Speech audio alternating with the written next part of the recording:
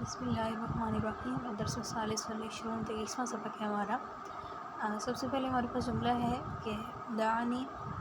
اغیر الملابس اولا، یا مونس کے لیے ہم استعمال کریں گے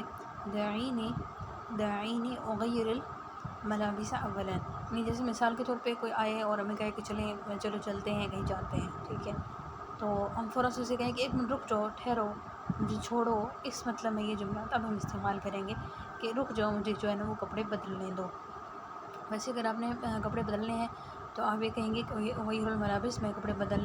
بدلنے لگا ہوں، ٹھیک ہے، وہ پھر ہم ماضی مضارع کے حساب سے اپنا صیغہ بھی بدل لیں گے۔ لیکن یہ جملہ یعنی دعانی کا جو مطلب ہوتا ہے وہ ہوتا ہے کہ چھوڑ دو مجھے، یا رک جاؤ، ٹھہرو، ٹھیک ہے، ان تمام معنوں میں یہ لفظ جو ہے وہ استعمال ہوتا ہے کہ رک جاؤ، مجھے جو ہے سب سے پہلی جو ہے وہ کپڑے بدلنے دو۔ دعانی مذکر کے لیے امر کا صیغہ ہے اور دعینی مونس کے لیے۔ اسی طرح سے انت وعدتنی کہ تم نے تو مجھ سے وعدہ کیا تھا، تو مذکر کے لیے وعدتنی ماضی کا صیغہ ہے، اور ماضی کا اور واحد مذکر حاضر کا صیغہ ہے، اور اسی طرح سے انتی وعدتنی جو ہے وہ مونس کا صیغہ ہے، واحد منصر حاضر کا صیغہ، ٹھیک ہے، اور ضمیر بھی ہم اسی حساب سے پھر تبدیل کریں گے۔ انت وعدتنی مذکر کے لیے اور انتی وعدتینی، ٹھیک ہے، وعدتی صیغہ ہے تو نون وقایہ کا یا ضمیر متکلم کی اس میں زیادہ استعمال ہوئی ہے،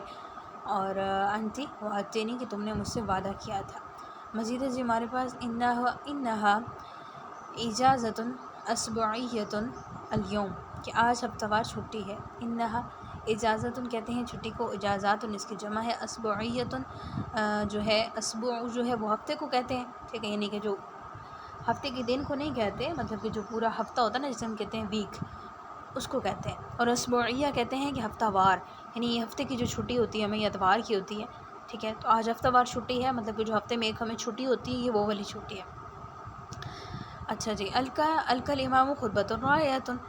شاندار کے لیے جو لفظ استعمال ہوتا ہے وہ رائعۃ ہوتا ہے، ٹھیک ہے جی۔ الکا فعل استعمال کرتے ہیں جب کوئی کہے کہ کوئی خطبہ دے رہا ہے، ٹھیک ہے، کسی نے خطبہ دیا یا ٹیچر نے لیکچر دیا، تو اس معنی میں بھی یہ فعل آپ استعمال کر سکتے ہیں، ٹھیک ہے۔ مزید ہے جی ہمارے پاس من منکم ستقرأ الدرس، اگر آپ نے مذکر کے لیے جملہ بنانا ہے تو آپ کہیں گی من منکم سیقرأ الدرس، کہ تم میں سے کون سبق پڑھے گا، تو اس وقت پھر آپ یہ استعمال کریں گے، اور اگر آپ کے مخاطب ساری فیمیل ہیں تو پھر آپ اس وقت من منکن ستقرأ الدرس، کہ تم میں سے کون سی لڑکی جو ہے وہ سبق پڑھے گی، تو تم میں سے کون، اگر آپ نے کہیں بھی جملے میں استعمال کرنے کہ تم میں سے کون یہ کام کرے گا، ٹھیک ہے، تم میں سے کون یہ کام کرے گا، تو اس وقت بھی پھر آپ یہی والا استعمال کریں گے، من منکم سیعملون، ٹھیک ہے، سیعملون یا ستعملون مذکر مؤنث کے اعتبار سے پھر آپ اس کو چینج کر لیں گے، اور یعنی من منکم یہ آپ اس وقت استعمال کریں گے کہ تم میں سے کون یہ کام کرے گا، سیعملون ھذا العمل، ٹھیک ہے، کوئی بھی اس طرح کا جملہ کہ جس میں آپ نے کہنا ہے کہ آپ میں سے کون یہ کرے گا، یا آپ میں سے کون سبق سنائے گا، تو اس وقت پھر آپ نے من منکم یا مؤنث کے حساب سے من منکن کا استعمال کرنا ہے۔ مزید ہے جی ہمارے پاس جملہ کہ حل کنتم یا کنتن، پہلے ہم مذکر کا جو ہے وہ جملہ دیکھ لیں، حل کنتم تطیبتم قبل الصلاۃ، کہ کیا تم نے نماز سے پہلے جو ہے وہ خوشبو لگائی تھی، یعنی خوشبو تم لگا چکے تھے پہلے، تو اب یہاں پہ دیکھیں کہ کنتم یعنی سب کے ساتھ وہ مخاطب ہیں، ٹھیک ہے، تو اس وقت پھر آپ کنتم لے کے آئیں گے کہ آپ اگر بہت سے سامنے آپ کے بچے موجود ہیں، مذکر ہیں یا لڑکے ہیں، تو آپ نے ان سے پوچھنا ہے کہ کیا آپ نے نماز سے پہلے خوشبو لگائی تھی، تو آپ کنتم کا استعمال کریں گے، اور اگر آپ کے سامنے ساری فیمیل ہیں تو کنتن کا استعمال کریں گے، ٹھیک ہے، اور صیغہ بھی چینج کریں گے، ٹھیک ہے، تطیبتم جو ہے وہ جمع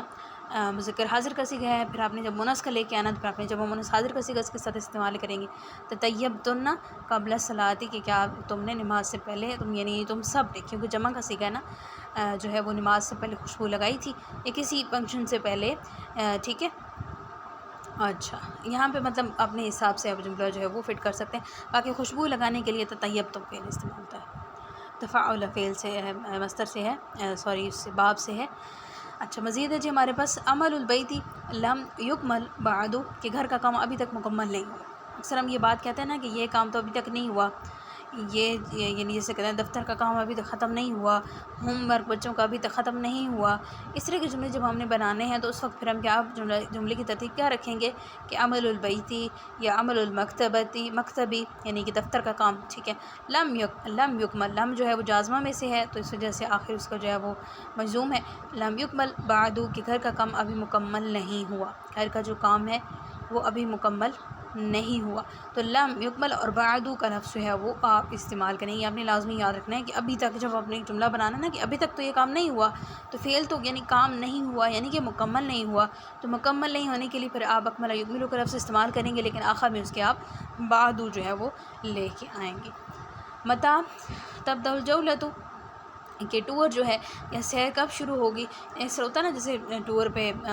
بسیں وغیرہ جاتی ہیں یا اسکول ٹرپ پہ آپ جاتے ہیں، تو اس طرح سے اگر آپ نے سوال کرنا ہے کہ ٹور جو ہے یا ٹرپ جو ہے یا سیر جو ہے وہ ہم کب شروع کریں گے، تو اس کے لیے جولتو کا لفظ جو ہے وہ ہم استعمال کریں گے، کیونکہ جولتو مونس ہے تو اس لیے ہم مونس کا تبدأ صیغہ بھی ساتھ میں لے کے آئیں گے۔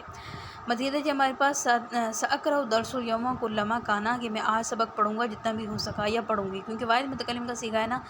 جیسے ہم کہتے ہیں نا کہ مثال کے طور پہ آپ نے پچھلا سبق یاد نہیں کیا، آپ نے پچھلا سبق نہیں دیکھا، تو آپ پھر یہ میں آپ سے پوچھوں کہ کیا آپ نے جو ہے وہ سبق پچھلا دیکھا ہے، یاد کیا ہے، پڑھا ہے، تو پھر اس وقت آپ کیا کہیں گے کہ سأقرأ درس اليوم کلما کانا کہ انشاءاللہ آج جو ہے نا میں جتنا ہو سکا وہ سبق جو ہے وہ پڑھوں گی یا سبق یاد کروں گی، ٹھیک ہے، یا سبق کو دیکھوں گی یا سبق لکھوں گی، اس حساب سے پھر آپ اپنا جملہ تبدیل کر لیں گے۔ لیکن کلما کانا کا لفظ جو ہے نا وہ اس وقت استعمال ہوتا ہے جب آپ نے کہنا ہوتا ہے جتنا بھی ہو سکا، یعنی جتنا بھی مجھ سے کام ہو سکا میں یہ آج مکمل کروں گا یا کروں گی۔ اسی طرح سے جی لا تجرب جرب یجرب یعنی تجرب فعل ہے کہ مطلب کہ تجربہ نہ کرنا یعنی اس کو آزمانا نہیں، ٹھیک ہے، تو یہ امر تو نہیں ہے۔ لا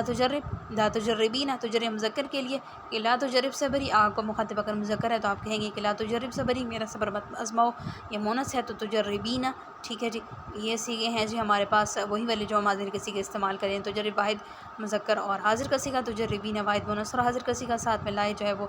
لائے نہیں کا لگا ہوا ہے،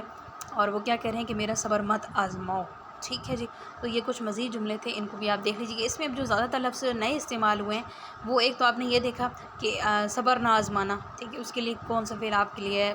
ٹور کے لیے کیا لفظ استعمال کرتے ہیں۔ اسی طرح سے جب آپ نے کچھ کہنا ہے کہ جتنا بھی ہو سکا میں یہ کام کروں گا یا جتنا بھی ہو سکا میں صدقہ کروں گا، تو اس وقت آپ نے کلما کانا کا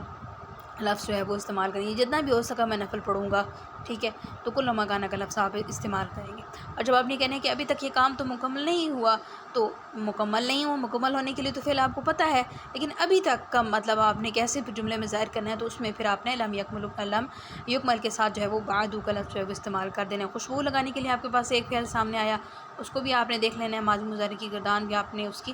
دہرا لینی ہے، کیونکہ اگر ایک صیغہ مل جائے تو ماضی مضارع کا ہمیں کافی اندازہ ہو جاتا ہے، پھر اس میں ہماری غلطی بھی نہیں ہوتی ہے جب ہم اس کو چینج کرنا چاہیں۔ اسی طرح سے جی آپ کے پاس مزید جو ہے وہ